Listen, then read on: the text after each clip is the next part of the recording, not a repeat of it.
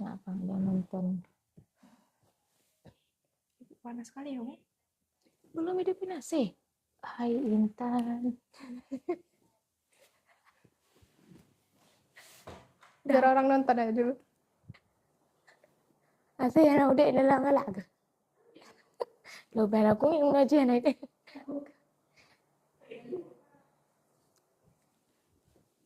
Lama nih masih dinginan nih.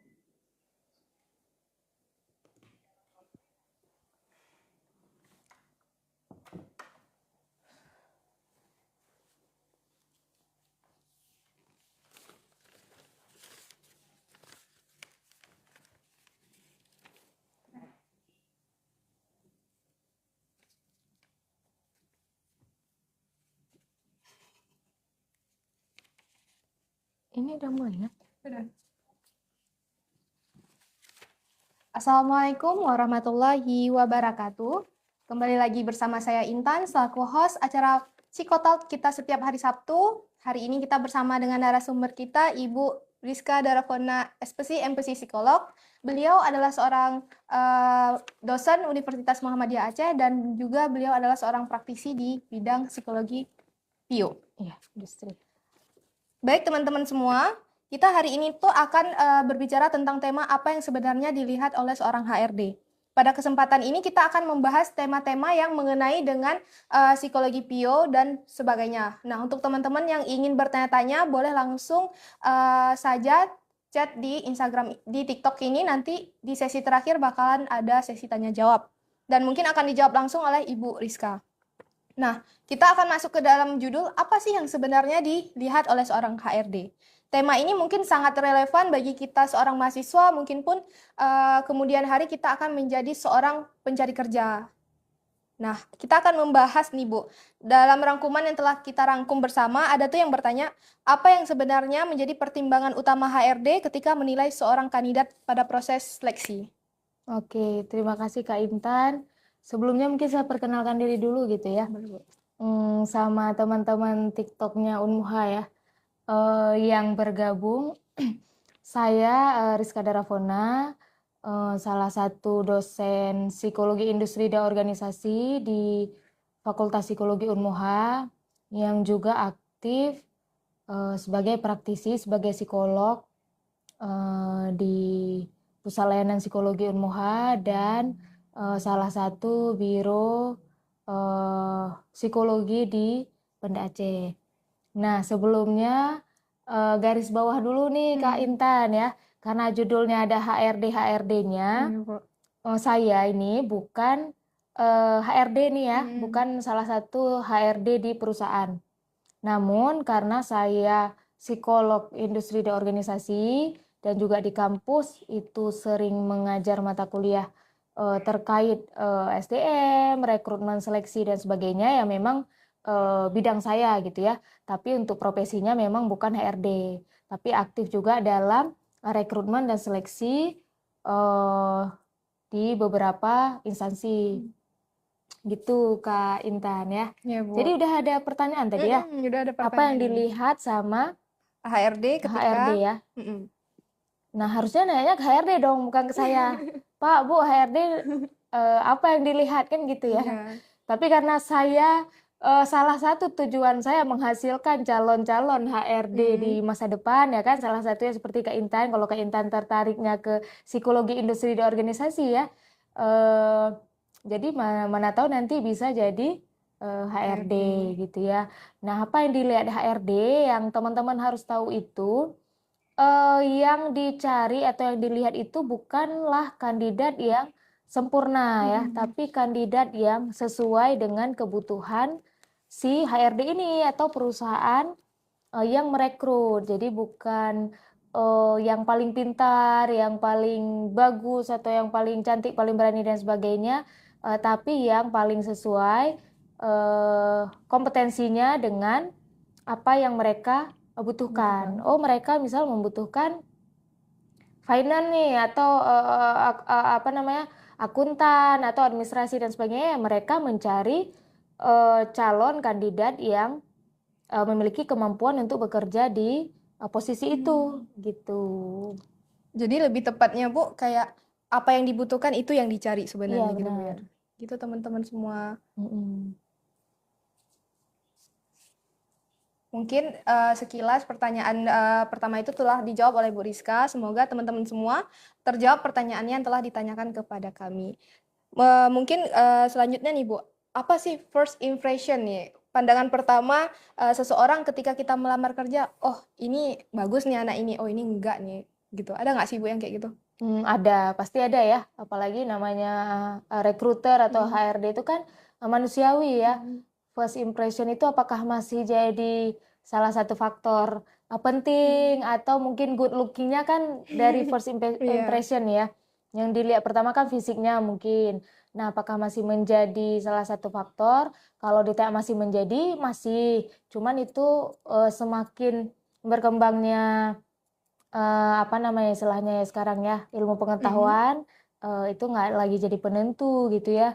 Nah untuk sekarang mungkin bisa jadi first impressionnya itu di CV yang kita Buat. apply karena itu yang pertama mereka pegang dulu sebelum Hmm. berjumpa dengan si kandidat ini ya kan. Iya. Nah disitulah kita usahakan memberikan first impression yang oke gitu. Berarti enggak tergantung dari cantik enggaknya kita ya Bu ya? Ya enggak dong. Cuma tergantung lagi ke apa yang mereka cari. Misal Oh. mereka butuhnya frontliner, ya frontliner Hmm. salah satu indikator yang mereka butuhkan ya dari segi fisik itu harus menarik. Ya bisa jadi salah satu penilaiannya ya tentang Fisik. fisik gitu. Oh.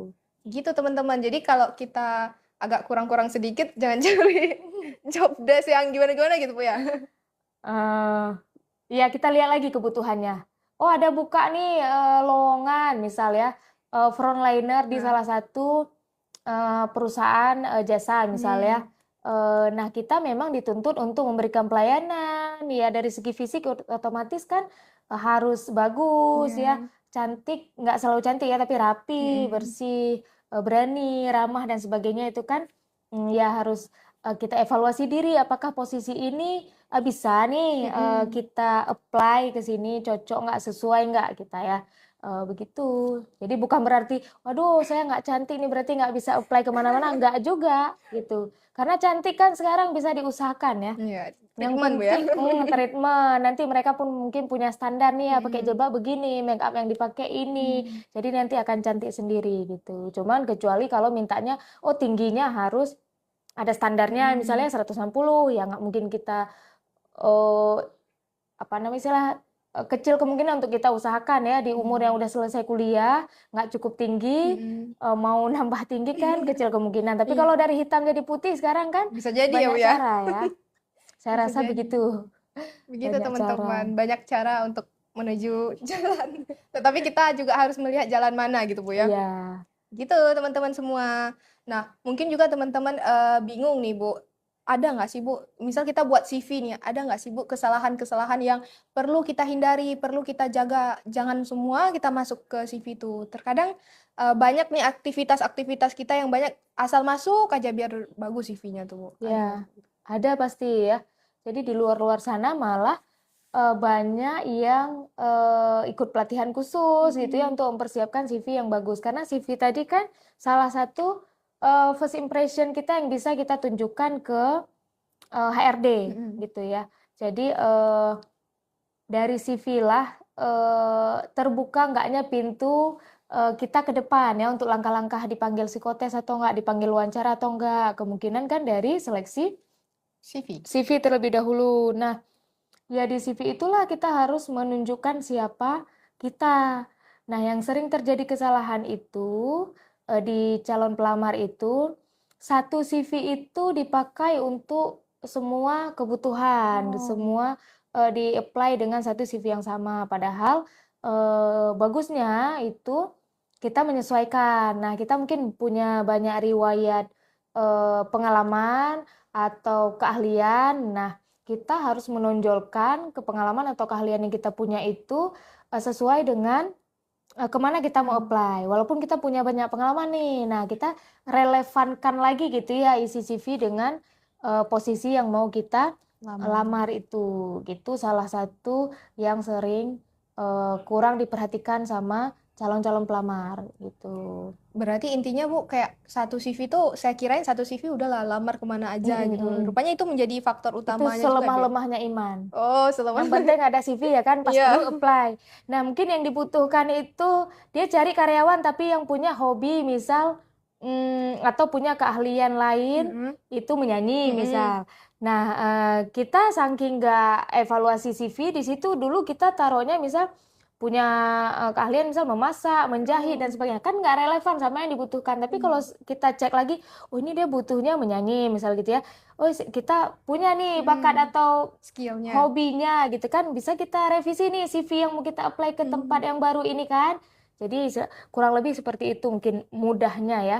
Begitu juga dengan pengalaman-pengalaman. Oh di sini fokusnya misal ke konten kreator. Mm-mm. Nah kita usahakan yang kita tampilkan di CV itu pengalaman-pengalaman kita terkait si Konten konten kreator. kreator tadi, bukan yang semua pokoknya kita tampilkan. Jadi agak tertutup nih keahlian kita yang konten Mm-mm. kreator gitu. Ya, semoga teman-teman bisa dipahami ya. Kalau Kak Seperti itu. Intan sendiri paham nggak? Insya Paham Allah ya? paham. Paham ya? Karena udah ambil mata kuliahnya. Karena dulu Intan juga kayak gitu kan Bu, pernah kayak libur kuliah tuh kan Intan orang PD kan, males pulang ke sana apply kerja. Kenapa lah nggak dipanggil-panggil? Mungkin kesalahannya di CV itu kali ya Bu ya. Bisa jadi. Karena satu CV masukin aja ke semuanya, mikir ya udahlah CV doang gitu. Ya, Gitu cuman teman-teman. ya bisa jadi ya dipanggil enggaknya ya karena kalau dipanggil untuk tahap selanjutnya ya Mm-mm. otomatis kan yang diseleksi CV CV dulu. dulu. Itulah makanya kenapa pentingnya persiapan CV yang matang. Itu tadi itu istilahnya pintu pertama nih untuk kita bisa ke tahap selanjutnya atau enggak gitu. Itu The teman-teman. real first impression sih CV CV. sebenarnya gitu ya. Jadi sebelum HRD ini ngelihat ke arah lain, lihat CV kita misal, Ya, oke ini dia. ya CV oke nih. Dia kan yakin nih ya. Mm-mm. Masuk nih. Pas dilihat CV selembar tapi isinya cuma setengah, fotonya kurang jelas, tulisannya kurang rapi. Dari situ dia pasti udah bisa menilai dong. Hmm. Oh, ini belum bisa bekerja ini. Padahal hanya karena kita tadi asal-asalan ngeprint CV gitu. Karena kita nggak bisa menunjukkan siapa kita. Tapi kalau CV-nya rapi, ini fotonya jelas, informasinya lengkap ya kan? Mm-mm. Pengalamannya relevan, ya udah pasti minimal kita bisa masuk ke tahap selanjutnya. Selanjutnya. Begitu teman-teman semua. Mungkin kalau ada teman-teman yang ingin bertanya, boleh bertanya. Mungkin pertanyaannya nggak kita jawab, Bu. Kenapa? Karena pertanyaannya jauh dari tema kita pada hari ini. Mungkin kalau tema itu bisa Ibu, kapan hari. kalau kawan saya mau ngelamar hostnya gimana cara buat CV yang bagus? Oh, itu namanya CV ta'aruf. Nah, boleh nanti apply ke saya ya. Coba kita lihat dulu ini, kita cari tahu nanti siapa yang bertanya. Kawannya pengurus Wish. Seperti itu teman-teman semua. Jadi kita hari ini akan membahas dulu tentang HRD-nya. Mungkin teman-teman tuh kalau ngelamar jadi pasangan tuh agak sulit kan Bu untuk kita buat CV terlebih dahulu. Ya, itu CV ta'aruf nanti. Kan kita tanya dulu apa kebutuhan yang mau dilamar. Bisa itu, nanti kita buat pelatihan CV ta'aruf mungkin kan Intan ya. Ibu jadi itunya. Selain seleksi CV pekerja, ada namanya Lagi. CV ta'aruf ya. Tapi yang seleksi bukan saya, calon mertua. Ya. Seperti itu teman-teman. Nah untuk pertanyaan-pertanyaan lain mengenai tema kita pada hari ini boleh nih teman-teman nanya di bawah ini. Nanti bakal kita jawab kok. Nah sedikit informasi nih Bu, fakultas kita lagi buka lagi buka pendaftaran Pendaftaran mahasiswa baru ya mahasiswa Bu ya. baru ya. Seperti itu teman-teman lagi buka Ya, mahasiswa kalau baru. teman-teman punya adiknya, saudaranya ya, punya cita-cita mau jadi HRD ya, Mm-mm. bisa kuliah di psikologi, Hmm. karena psikologi juga salah satunya menghasilkan lulusan apa namanya untuk bekerja di posisi HRD ya, Seperti itu. gitu. Nanti kita bakal belajar sama Bu Rizka Darahona. Salah satunya. Salah satunya nanti kita akan belajar banyak mata kuliah, ada rekrutmen seleksi, manajemen karir, dan semuanya. Seperti itu teman-teman. Nah, akreditasi kita juga udah bagus ya Bu ya? Udah B ya Bu ya? Udah B, tapi ini lagi proses akreditasi baru, semoga tetap bagus atau bahkan lebih bagus gitu ya, mohon Amin. doanya. Ini ada yang bilang, halo Ibu Rizka. Halo. Ini Bang Mirza nih Bu. Abang Leting kita, Abang Leting Intan. Oh ya. Seperti Ya, itu. halo Bang Mirza. Main-main lagi ke kampus? buat ya. skripsi duluan. Main-main aja, kasih motivasi buat adik-adik gitu kan. Iya, seperti itu. Nah, kita udah menjawab nih beberapa pertanyaan-pertanyaan yang sudah kita rangkum. Nah, untuk teman-teman semua, informasinya masih psikologi Unmuha ini sedang berada di pembukaan gelombang kedua. Ini bakalan kita tutup di akhir bulan ini. Nanti bakalan kita buka dan akan masuk ke gelombang ketiga sampai September. Nah, untuk teman-teman jangan lupa segera daftarkan diri di Fakultas Psikologi Universitas Muhammadiyah Aceh karena takutnya nanti bakalan kecepatan penuh Bu ya. Nanti kita bakalan segera tutup seperti itu teman-teman semua. Nah, mungkin kita akan langsung lanjut nih Bu. Bagaimana cara seorang fresh graduation yang minimal pengalaman kerja dapat menarik perhatian HRD? Ya, ini yang sering ditanya wisudawan ya atau fresh graduate ya yang baru lulus gitu ya. Karena merasa insecure duluan atau pesimis duluan nih ya. Pasti yang dicari ini yang berpengalaman. Pasti gimana kita mau berpengalaman kalau kita belum pernah bekerja. Nah, yang perlu teman-teman ketahui itu yang namanya pengalaman itu nggak selalu kita apa istilahnya ya, teman-teman fresh graduate mungkin yang memang belum pernah kerja sama sekali, usahakan tetap melamar gitu. Jadi bisa ditonjolkan atau ditampilkan pengalaman-pengalaman selama perkuliahan, misal minimal organisasi ya, pernah punya pengalaman berorganisasi, kemudian kan kalau di psikologi sendiri itu ada namanya KPL. Nah, KPL itu pengalaman besar juga itu, pengalaman kerja plus belajar yang bisa kita tampilkan, kita tonjolkan bahwa kita pernah berpengalaman turun langsung ke dunia kerja ya. Macam-macam ya kalau anak psikologi Unmuha tuh pernah ke turun KPL-nya ke Polda ya.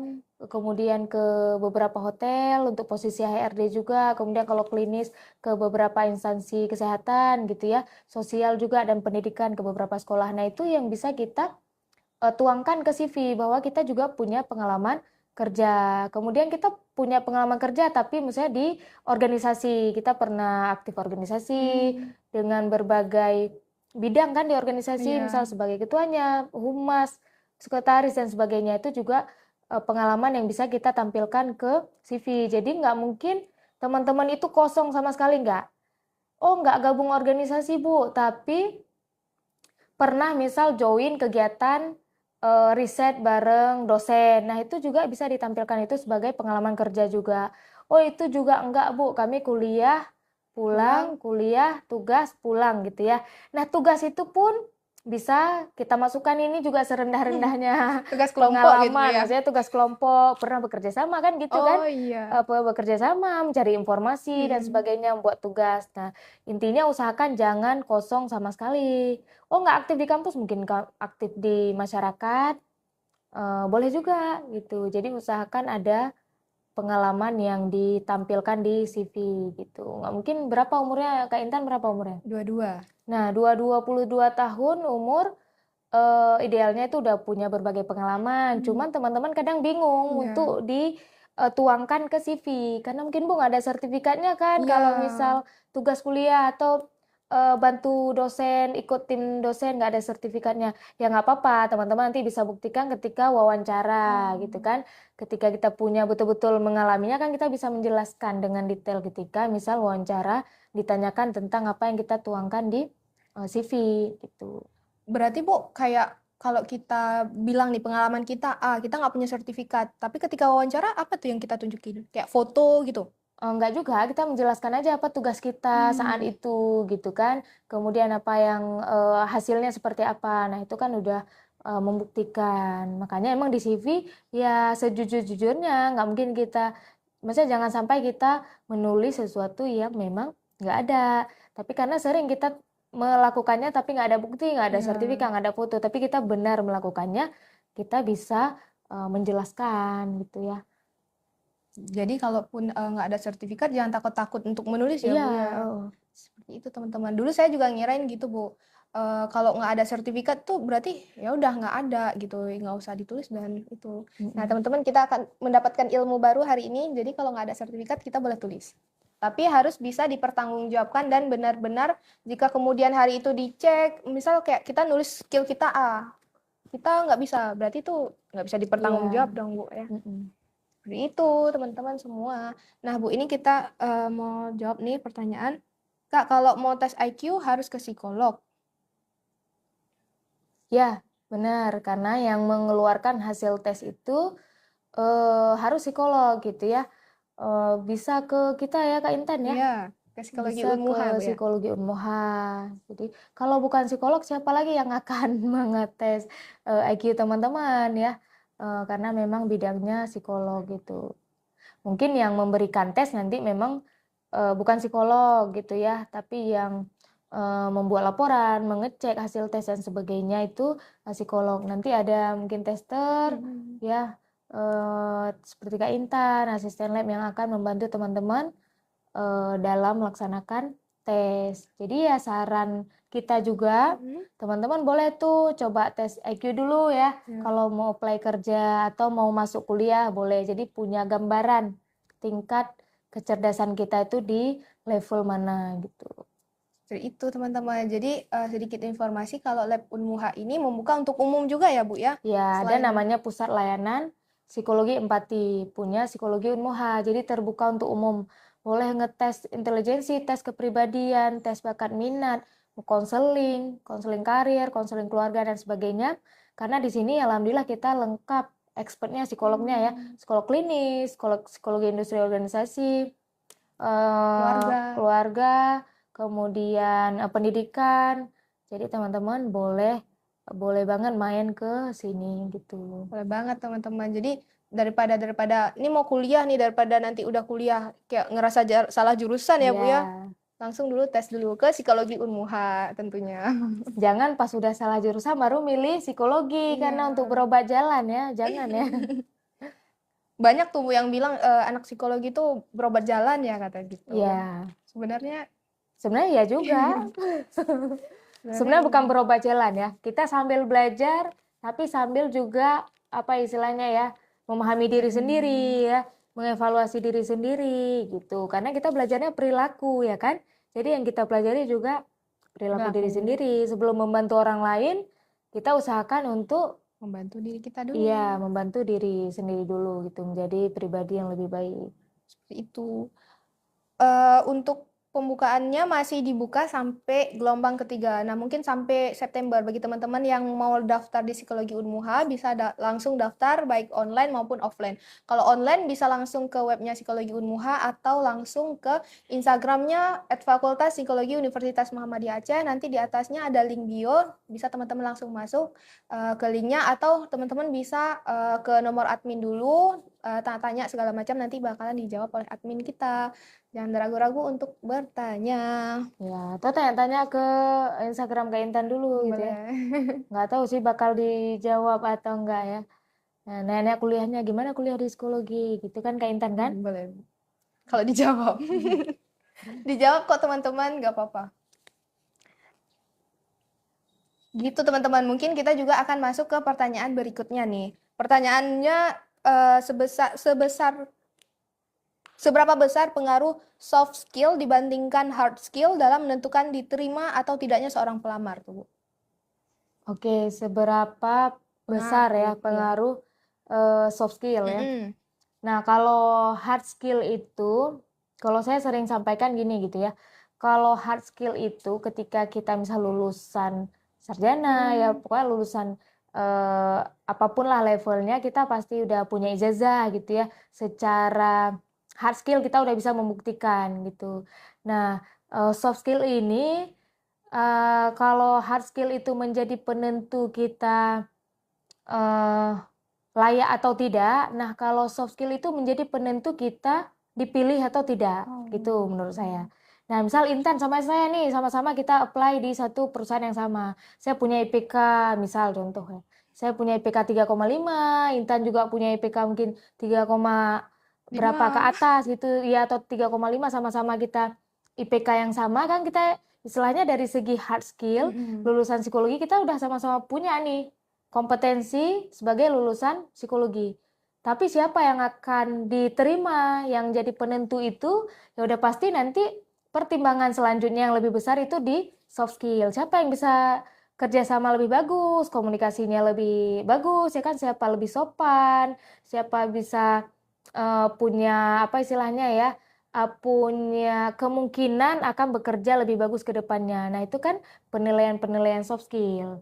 Jadi kalau ditanya seberapa besar, dua-duanya punya apa istilah kapasitas, punya faktor Pengaruh. besar, sama-sama Heeh. faktor besar ya pengaruhnya gitu. Cuman itu tadi kalau satu layak atau enggak, satu lagi dipilih atau Atau enggak. tidak. Jadi bahasa ringannya gini deh, pintar aja nggak cukup. Nah, perilaku tetap akan dilihat karena kita akan capek kerja sama orang pintar tapi dia nggak bisa kerja sama, nggak bisa menghargai orang lain ya kan. Susah diatur gitu ya, nggak cocok dengan budaya tempat kerja itu. Nah, akan jadi stres juga ke si pekerja ini dan ke orang di sekeliling. Jadi orang pasti akan lebih milih ini pintar biasa aja misal, tapi kerjasamanya bagus, bisa diajarin ya kan, diajak komunikasi oke, kerjasama oke, pasti orang akan memilih yang istilahnya lebih bagus soft skillnya. Tuh, mungkin teman-teman dijelasin sedikit dulu ya, Kak Intan, soft skill itu apa sih Ya, gitu boleh, kan. Bu. Kalau hard skill kan keahlian yang memang apa ya istilahnya teknis, misalnya bisa komputer gitu ya, kemudian bisa ya alat-alat misalnya hard skill gitu. Nah, kalau misal soft skill itu lebih ke gabungan pengetahuan, kompetensi perilaku. Nah, salah satunya misal kerjasama. Kan kita sering buat keahlian kerjasama. Nah, apakah Ya. benar kita bisa bekerja sama dengan baik? Kemudian misal komunikasi. Nah, itu juga soft skill ya, integritas, kemudian disiplin ya, itu masuk ke soft skill ya, sesuatu yang mungkin bisa kita tunjukkan dengan perilaku kita gitu. Seperti itu teman-teman, perbedaan antara soft skill dan hard skill. Gitu. Mungkin nih Bu ada yang mau bertanya. CV fresh graduate bukan cuma soal pengalaman, tapi juga skill yang relevan dengan posisinya ya guys. Ya, seperti itu. Rupanya Ya, bukan pertanyaan, pernyataan sebenarnya. ya benar-benar. Jadi tadi apa kata Bang Mirza, uh-uh. CV bukan cuma soal pengalaman, tapi juga skill yang relevan dengan posisinya. Ya benar. Jadi kalau teman-teman nggak lulus tadi, mungkin bukan gara-gara kita nggak cukup pintar atau cukup bagus untuk di posisi itu, tapi mungkin skill yang kita punya tidak sesuai dengan yang dibutuhkan. Misal kita orangnya nih skillnya konten kreator ya, kreatif, inovatif dan sebagainya ya. Yang dicari itu posisi misal administrasi aja gitu kan, back office. Nah, mereka akan kesulitan kalau nanti yang direkrut orang sangat kreatif ya kan, nggak selesai kerjaan malah sibuk ngonten misal, ditakutkan. Jadi bukan berarti kita jelek ketika nggak lulus, tapi mungkin skill yang dibutuhkan berbeda gitu. Beda. Jadi ada yang bilang gini juga Bu, kalau kita berarti cenut-cenut di tempat kerja itu kita nggak sesuai sama tempat kerja itu. Cenut-cenutnya apa nih? Kepala. Kalau kepala dimanapun kita kerja pasti Oh, pasti cenut-cenut, cenut-cenut namanya ya Bu beban ya? kerja. Dimanapun kita kerja pasti ada Pasti beban cenut-cenut. kerja Oh, ya. seperti itu. Tapi memang ada ketika kita emang bukan passionnya, itu nggak akan maksimal nanti hasil kerjanya. Bisa dipastikan gitu.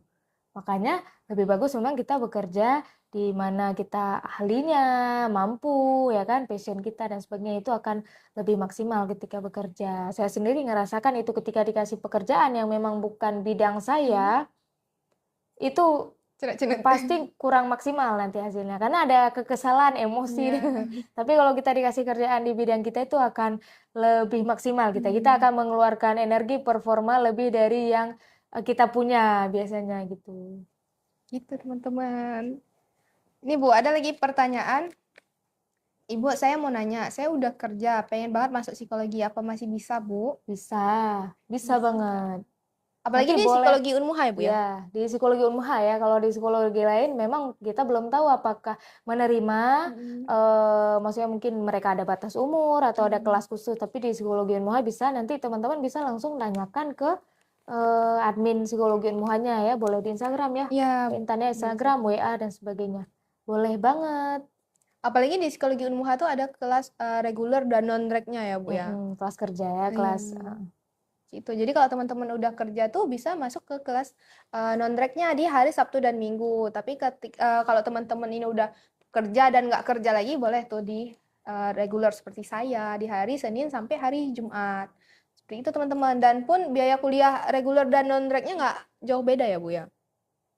ya, biar membantu teman-teman yang bekerja tapi tetap bisa kuliah gitu ya. Wow, kita dikasih mawar Makasih. sama meruanya Cutbul. Ngerti sebentar. Psikologi Unmuha ya? Iya, kami psikologi Unmuha. Ya, psikologi Unmuha di Batoh di pusat kota. Jadi semua teman-teman bisa akses ke sini ya. Mau kuliah bisa, mau butuh jasa apa namanya layanan psikologi juga kita terbuka untuk umum. Untuk umum guys. Jadi jangan takut-takut lagi teman-teman untuk main-main ke psikologi Unmuha ya Bu ya. Cerita-cerita ya. Bukan yang ke psikolog itu bukan cuma karena apa bahasa teman-teman mungkin stres atau terbebani enggak ya. Mau di sini juga kita sering terima misal mereka bingung dengan karirnya atau mungkin ada masalah dengan pekerjaannya, biar kita tetap maksimal dalam bekerja, kinerja bagus, yang ada salahnya kita konseling ya untuk mencari solusi sama-sama. Situ teman-teman. Jadi teman-teman tuh jangan langsung stigmanya kalau udah ke psikolog itu udah nggak beres nih gitu Bu ya. Jadi kadang-kadang kalau kita ke psikolog itu kita harus pakai masker, harus pakai kacamata ya, menutup identitas ya. Ya nggak masalah sih, itu kembali ke teman-teman. Yang penting jangan takut ke psikolog. Sebenarnya sama juga seperti kita berobat fisik, sama halnya seperti kita berobat fisik gitu kan. Pilek, batuk, sakit demam dan sebagainya kita berobat. Nggak malu dong, karena kita butuh bantuan. Yang penting kita sembuh. Begitu juga dengan ke psikolog gitu. Itu teman-teman. Jadi teman-teman tuh kalau ke psikolog tuh jangan ragu-ragu lagi, jangan takut-takut lagi, dan jangan takut juga biayanya mahal. Karena kita ada yang gratis juga katanya Bu ya, dengar-dengar. Ketika ada program-program event-event tertentu, ada yang gratis ya. Tapi nggak besar juga ya. Ininya biayanya nggak, karena kita bukan perusahaan swasta ya, kita juga masih di lingkup kampus yang salah satu apa namanya tugas kita kan memberikan pelayanan gitu ya pada masyarakat umum. Seperti itu teman-teman. Jadi teman-teman jangan takut dan jangan bimbang lagi untuk ke psikologi Unmuha dan mungkin kuliah di psikologi Unmuha. Dan katanya kalau mahasiswa psikologi Unmuha itu ada potongan harga ya Bu ya? Ya, khusus anak mahasiswa psikologi Unmuha pasti ada harga khusus dan bahkan bisa gratis gitu kalau konseling ya. Situ teman-teman. Jadi kalau teman-teman mau gratis nggak berbayar, langsung dulu daftar di psikologi Unmuha. Makanya tadi dibilang kalian berobat jalan. Oh, nyambung juga sih Bu ya.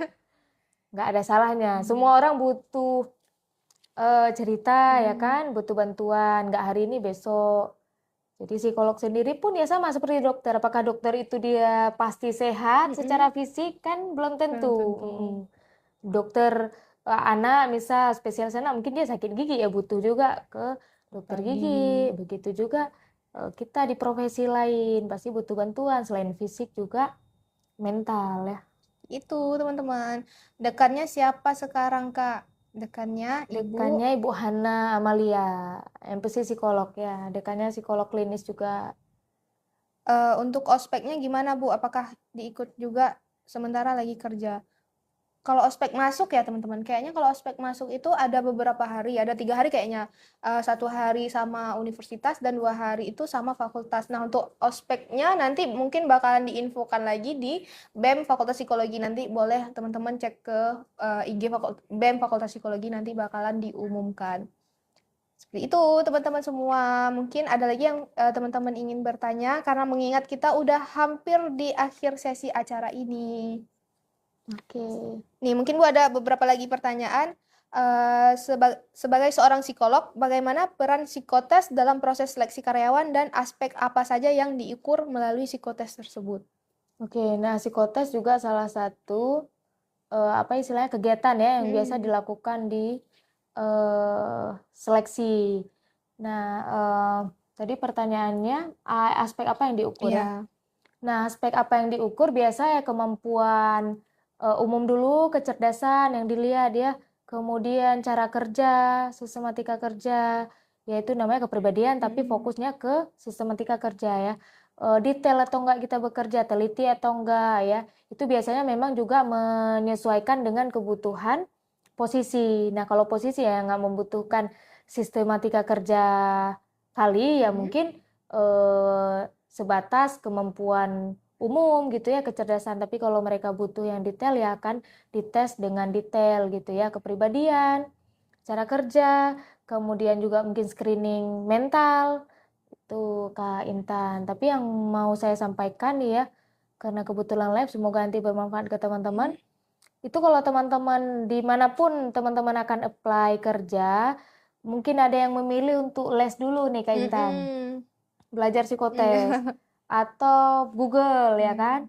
Nah, itu sebenarnya akan bias ke teman-teman sendiri ya, akan apa istilahnya ya, akan menjadi nilai buruk ke teman-teman. Itu akan terlihat sama si penilai ini, baik di wawancara maupun di psikotes. Jadi pernah punya pengalaman sekali ini, ketika itu karena ini pengalaman langsung ke saya, ketika itu psikotes salah satu instansi calon CPNS ya. Jadi si kandidat ini dia les nih ya, saya nggak tahu les di mana, katanya les psikotes.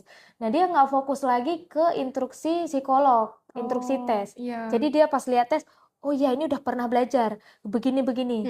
Padahal ternyata ada beberapa tes itu, walaupun mungkin lembar tesnya terlihat sama, ada instruksi yang berbeda. Misal yang tes hitung itu ya, Pauli atau Krepli atau tes koran itu.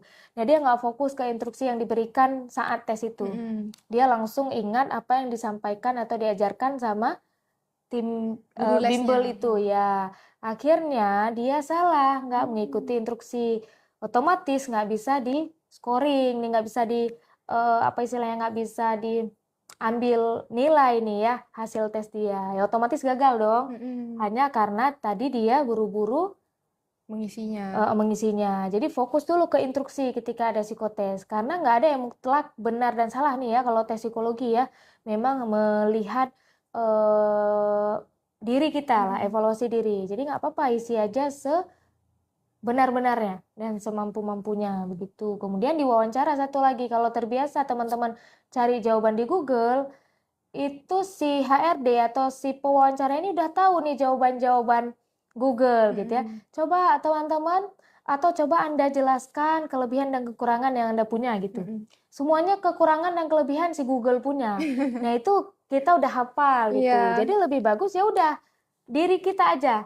Nah, jadi kita tahu oh ini memang yang ada di diri si kandidat daripada ngambil di Google gitu. Seperti itu. Karena mungkin yang Ibu cerita tadi itu menjadi pengalaman Intan juga. Karena dulu sebelum Intan masuk psikologi Unmuha kan Intan tes-tes kan, Bu. Nah, itu udah duluan diajarin. Nah, ketika tes pun sebenarnya iya, kayak instruksinya kemana, tes yang diajarkan kemana, teman-teman. Jadi jangan yang gimana-gimana. Sebenarnya psikotes ini nggak perlu belajar nggak sih, Bu? Setuju nggak, Bu? Iya, setuju. Nggak perlu belajar ya.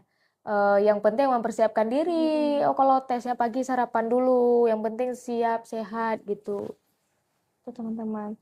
Untuk kuliah khusus kerjanya ada jadwal malamnya, Bu, selain Sabtu Minggu. Kalau di psikologi sejauh ini nggak ada jam malamnya. Karena ini dosennya banyak ibu-ibu, jadi kita maksimalkan di pagi sampai sore ya. Berarti Sabtu Minggu pun pagi sampai sore gitu, Bu ya. Seperti itu, teman-teman. Kak, suaranya kekecilan. Seperti itu, teman-teman semua. Jadi teman-teman nggak usah kalau mau ikut tes tuh belajar dulu, ngabisin duit. Udah, duit itu disimpan aja untuk kedepannya yang kita kerjakan, Bu, ngekos segala macam. Seperti itu. Nggak usah belajar. Baru kali ini nggak usah belajar. Maksudnya belajarnya konteksnya lain gitu ya. Kalau mau belajar apa istilahnya, belajar menjawab soal psikotes atau soal psikologi, ya sebenarnya nggak perlu belajar yang harus bimbel gitu. Semua orang insya Allah mampu. Cuman ya hasilnya beda-beda. Namanya juga kepribadian beda-beda ya kan. Kebiasaan beda-beda itu yang membedakan. Itu tadi sebenarnya nggak ada rekrutmen mencari kandidat yang sempurna, hanya mencari yang sesuai. Nah, misal tipe saya mungkin komunikasinya menurut saya nih contoh ya. Contoh, komunikasi bagus. Nah, ketelitian kurang. Posisi yang dicari ketelitian tinggi. kan bukan berarti saya saya bodoh, saya gagal nih, saya nggak jauh lebih pintar dan sebagainya. Bukan, tapi yang dicari karena bukan yang pintar komunikasi, tapi yang teliti kerja. Tuh. Itu teman-teman. Bu, teman saya males kuliah. Gimana nih Bu caranya? Bawa ke psikolog aja apa? Nah, kalau teman kita sebenarnya gini ya, ke psikolog memang butuh kesadaran diri sendiri juga. Nggak mungkin seret-seret kan bawa dia ke psikolog, dia nggak akan tiba-tiba rajin dan mau juga gitu. Jadi boleh dibawa ke psikolog tapi atas persetujuan si kawan juga gitu ya. Jangan diseret-seret pula maksa ke psikolog karena psikolog bukan yang sampai situ di apa istilahnya abrakadabra dirajah gitu ya. Tapi ada keinginan dari si ini juga kawan tadi ya. Sama seperti misal perokok kan, mau kita apa istilahnya stop dia merokok, kalau diri sendiri belum ada keinginan akan jauh lebih sulit. Jadi semuanya intinya kalau ada kemauan pasti ada jalan. Tapi kalau nggak ada kemauan, mau Jalan-jalan. dipaksa pun jalan-jalan. Seperti itu teman-teman semua. Apa mungkin sudah terjawab, dan jika tidak terjawab boleh teman-teman tanyakan lagi karena kita sudah berada di penghujung live kita. Nah, mungkin ini ada dua pertanyaan terakhir. Di era digital saat ini, apakah aktivitas atau jejak di media sosial itu jadi pertimbangan? Kayak Instagramnya, kan sekarang ada tuh Bu yang minta Instagramnya, itu jadi pertimbangan atau gimana Bu? Iya, di era sekarang ya, memang rata-rata sekarang minta alamat sosial media si pelamar ya. Memang salah satunya untuk mereka mengecek juga, bukan untuk apa-apa sih biasanya, hanya untuk memastikan bahwa kita tidak menebar kebencian atau hal-hal negatif lainnya di sosial media. Atau mungkin nanti jadi pertimbangan positif juga, oh ini anak aktif di media sosial, apalagi misal posisinya marketing misalnya, oh itu akan mendukung. Jadi mungkin sebatas itu kurang lebih. Seperti itu teman-teman. Jadi jangan ragu-ragu untuk membrandingkan diri walaupun nanti diarsip lagi. Iya, iya benar.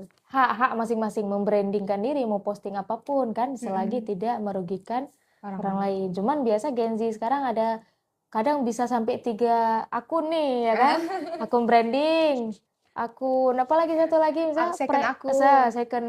second akun gitu kan, ya macam-macam sih. Itu tersindir dan tertampar. Tersindir dan tertampar. Gitu teman-teman. Karena kan Bu kemarin pas kerja tuh pada mintain Instagram. Jadi Intan mikir kenapa sampai mintain Instagram? Oh rupanya sampai ngecek postingan kita dan segala Iya macam. benar. Makanya akhirnya menimbulkan second account. Yang kan kalau di second account bisa tiap detik menumpahkan apa istilahnya isi hati ya. Nah di satu lagi jaga image dong ya. Kami sebagai rekruter ini sebenarnya tahu sejauh itu. Tapi minimal ketika masih di taraf normal ya oke-oke aja kan. Oke-oke aja. Itu pertanyaannya habis pertanyaannya masih ada, tetapi pertanyaan yang bertanyanya mungkin nggak bisa kita jawab. Oh gitu, jadi penasaran. Host jomblo ya Bu? Nggak mungkin dong hostnya cantik-cantik jomblo. Itu teman-teman, jangan ditanya di sini.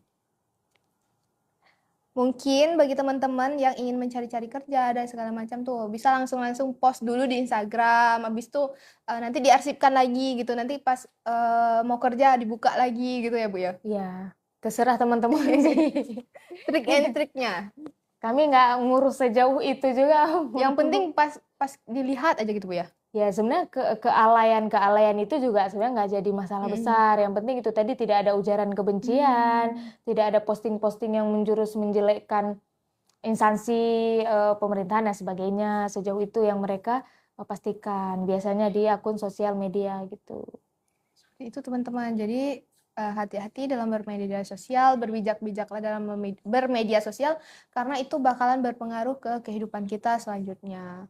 Nah, mungkin nih Bu, pertanyaan penutup kita, pertanyaan terakhir kita, apa pesan dan tips terbaik dari Ibu bagi mahasiswa maupun pencari kerja agar lebih siap dan percaya diri dalam menghadapi proses rekrutmen. Oke, tipsnya ya. Mm-mm. Tipsnya ya pengembangan diri penting gitu ya, udah bisa dimulai sejak kuliah gitu kan, biar nanti nggak bingung kalau butuh pengalaman, butuh apa yang mau diisikan di CV ya, teman-teman bisa mulai istilahnya menulis itu semenjak bangku kuliah ya, aktif organisasi, aktif di kegiatan-kegiatan, kemudian kalau dalam mengikuti proses seleksi dan apa tadi wawancara dan psikotes, ya cukup percaya diri aja, sampaikan apa yang memang ada di teman-teman gitu kan. Kemudian ya perhatikan aja misal CV tadi ya, waktu, disiplin, komunikasi dan sebagainya. Ya standar aja sebenarnya yang perlu dipersiapkan. Atau mungkin gini kayak tadi ya, kalau ada email-emailnya yang dipakai apply itu masih alay-alay, ketika mau apply kerja udah bisa diganti karena biasa kan akan dihubungi ke email gitu. Nah, oh ini satu lagi yang sering sering kesalahan yang sering terjadi nih. Ketika teman-teman diminta untuk mengirim CV dan alamat apa namanya? Surat lamaran ke email tertentu. Nah, di flyer nih ya, flyer. Kirim CV dan surat lamaran ke email bla bla bla bla bla. Nah, di bawahnya ada kontak person nih. Nah, teman-teman ngirimnya bukan ke email tapi ke kontak personnya. Nah, itu bisa aja teman-teman nggak dilihat berkas teman-teman karena nggak sesuai dengan instruksi yang diinstruksikan. Kalau disuruh kirim ke email ya kirimnya ke email. Kontak person itu berarti untuk ketika kita memang butuh sesuatu informasi untuk kita tanyakan kan gitu kan. Jadi jangan suka asal-asal. Intinya ngikutin instruksi yang ada ketika kita melamar pekerjaan. Nah, Bu, ini ada juga, ini pertanyaan dari Intan pribadi nih. Kan ada tuh ketika kita ngirim email kan ada subjeknya tuh. Itu juga harus kita isi atau bagaimana sebaiknya? Sebaiknya isi aja, kan itu di email itu akan jadi bold ya, maksudnya akan terlihat itu email tentang apa. Nah, biasa kalau perusahaan yang detail malah ada instruksinya di subjek isikan ini. Tapi kalau nggak ada instruksi untuk pengisian nggak apa-apa isi aja lamaran, surat lamaran dan CV atas nama siapa misal. Itu. Mungkin Ibu ada pertanyaan lagi. CV yang bagusnya CV ATS atau CV yang berwarna? Oke. Kalau menurut Kak Intan yang udah belajar, Kalau menurut saya jawabannya tergantung. Tergantung. Kalau menurut Ibu nih, saya takut jawabnya. nggak, saya mau nanya Intan karena saya udah jelaskan nih ke kelas Intan ya. Karena Ini yang nanya siapa? Bang Mirda. Oh, Bang Mirda. Mungkin kalau menurut saya nih Bu ya, ini jawab jangan sampai kurang nilai ya Bu. Karena Menurut nilai belum saya, keluar ya. iya nilai belum keluar guys. Jadi menurut saya tuh tergantung lagi ke perusahaannya. Terkadang ada perusahaan yang memang langsung minta ATS ya Bu ya. Nah kita juga harus mengikuti itu. Ketika satu perusahaan memintanya ATS dan kita buatnya yang berwarna, itu juga menjadi salah satu pengaruh kita lulus enggaknya Iya, udah Bu pasti ya. nggak lolos kalau gitu. Karena Oh iya, mintanya udah jelas ATS kan, ATS nah, iya. nggak masuk screening dong. Seperti itu teman-teman. Ya, kalau ditanya bagus nggaknya, memang lihat lagi mereka apakah ada menentukan mintanya CV ATS. Karena kalau mereka minta CV ATS dan udah ada template-nya, itu kemungkinan besar mereka screening by sistem gitu ya, applicant tracking system. Tapi kalau misal mereka nggak menotis itu, nggak ada keterangan apa-apa, boleh apa aja, sebenarnya bebas aja mau ATS atau yang manual ya. Dua-duanya bagus gitu, dua-duanya menarik kok. Yang penting informasinya tadi gitu. Jadi kalau ditanya mana yang bagus, dua-duanya bagus gitu. Tapi kalau memang ceknya manual, menurut saya bagus manual karena di situ ada foto ya, jadi lebih menarik aja gitu. Kalau ATS tidak ada foto biasanya. Tapi kalau mereka pakainya memang sistem tracking, pakai sistem itu ya teman-teman mau nggak mau mengikuti instruksi itu, apalagi kalau template-nya udah ada. Jadi berbeda dari template, kita nggak akan kedetek, sistem otomatis gagal duluan. Seperti itu. Tuh. Jadi inti dari semuanya itu Bu, kita harus mengikuti apa yang diinstruksikan Bu ya. Informasinya kita baca dengan jelas dulu. Itu. Udah lulus tuh Kak Intan MK Bu Rizka, Bismillah A+. Bismillah ya Bu. Emang ada A+ ya? Nggak ada A deh. sih ya. Seperti itu teman-teman. Jadi mungkin sudah sedikit dapat menjawab beberapa pertanyaan dari teman-teman yang udah kami rangkum dari Instagram. Mungkin itu yang yang telah kita jawab dan semoga menjadi jawaban bagi teman-teman semua. Nah, untuk pertanyaan-pertanyaan lainnya boleh langsung ke live ini, atau setelah live ini teman-teman ada lagi yang ingin bertanya tuh boleh langsung bertanya ke IG Fakultas Psikologi Universitas Muhammadiyah Aceh. Sedikit informasi, kami itu akan live setiap hari Rabu dan Kamis itu khusus PMB, khusus untuk penerimaan mahasiswa baru, dan hari Sabtu itu khusus bersama narasumber-narasumber kita yang sangat berbakat dan lainnya. Teman-teman bisa langsung saksikan live kita di hari Rabu, Kamis, dan Sabtu seperti itu dengan tema-tema lainnya yang cukup menarik. Nah, ini Bu sebagai kesimpulan nih. Apa satu kesimpulan yang boleh Ibu berikan ke saya, ke teman-teman semua tentang cari kerja? Oke.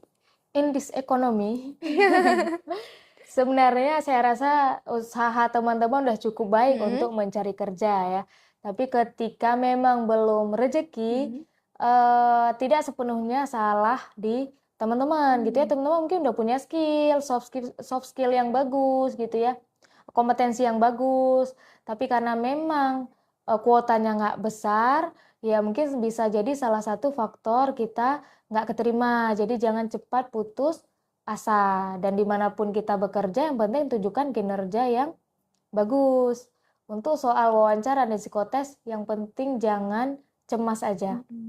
Ya, insya Allah akan lancar. Tuh, itu aja sih. Jangan takut takut ya Bu ya. Ya. Jangan takut takut teman-teman semua. Sebentar, ini ada pertanyaan tapi belum. Makasih ya Ibu atas ilmunya selama kuliah. Alhamdulillah Mira sekarang udah kerja di bagian HRD Bu. Masya Allah. Wah, ini testimoni langsung nih Ya. dari alumni Fakultas Psikologi. Jadi kapan-kapan bisa Universitas kita ajak live ya Bang Mirda ya untuk sharing-sharing ke adik-adik ya.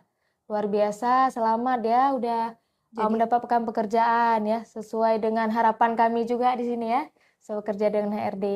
Nih the next HRD doain. The Oh next enggak. psikologi klinis. Oh, psikolog klinis ini. Tapi kalau passionnya. ada loker ke HRD juga juga boleh. Oke, Seperti mantap itu. Bang Mirda, makasih udah diinfokan ya. Nanti Penerus Bu di notis ya Rizka. Kak Intan ya, bisa live jarak jauh ya. Itu kolaps dengan Fakultas Psikologi, nanti bakalan kita kabarin ke akademik dulu. Iya. Nah, alhamdulillah teman-teman semua, kita sudah berada di penghujung live kita pada hari ini di live Fakultas Psikologi Universitas Muhammadiyah Aceh. Alhamdulillah juga kita udah menjawab berbagai pertanyaan-pertanyaan yang telah teman-teman berikan di Instagram dan di TikTok juga. Terima kasih sebesar-besarnya Intan ucapkan kepada narasumber kita, Ibu Rizka Darafona, SPC MPC Psikolog, yang hari ini telah membagikan ilmu, pengalaman, dan motivasinya untuk kita semua, untuk mahasiswa, untuk teman-teman semua, untuk mempersiapkan diri ke depannya ketika melamar pekerjaan. Terima kasih Ibu. Sama-sama. Terima kasih juga buat yang udah nonton, respon ya. Kasih apa tadi? Kasih bunga-bunga, walaupun kami udah ada bunga-bunga ini. Oke. Seperti itu. Nah, untuk sekelas informasinya teman-teman semua, Fakultas Psikologi Universitas Muhammadiyah Aceh sedang membuka pendaftaran mahasiswa baru. Sekarang kami udah di gelombang kedua. Nah, gelombang kedua akan ditutup pada akhir bulan ini dan akan dilanjutkan untuk gelombang ketiga sampai September. Untuk teman-teman yang sekiranya ingin mendaftar di Fakultas Psikologi Universitas Muhammadiyah Aceh, boleh langsung mendaftar dengan cara ke websitenya Fakultas Psikologi Universitas Muhammadiyah Aceh atau ke Instagramnya Fakultas Psikologi Universitas Muhammadiyah Aceh. Nah, kita tunggu di sini ya Kak Intan ya, bergabung di Fakultas Psikologi. Adik-adiknya, saudaranya atau siapa gitu kan? Abang-abangnya mau kuliah lagi. Nanti bakalan ketemu sama Bu Rizka, salah satu dosen PIU. Oke. Sekian teman-teman semua, lebih dan kurang saya mohon maaf. Saya Intan sebagai host pada podcast Psikotalk pada hari ini izin pamit undur diri. Ya, saya juga sebagai narasumber ya. Mohon maaf kalau ada hal-hal yang kurang berkenan mungkin dalam penyampaian. Terima kasih sudah menonton dan merespon. Wabillahi taufiq wal hidayah. Assalamualaikum warahmatullahi wabarakatuh.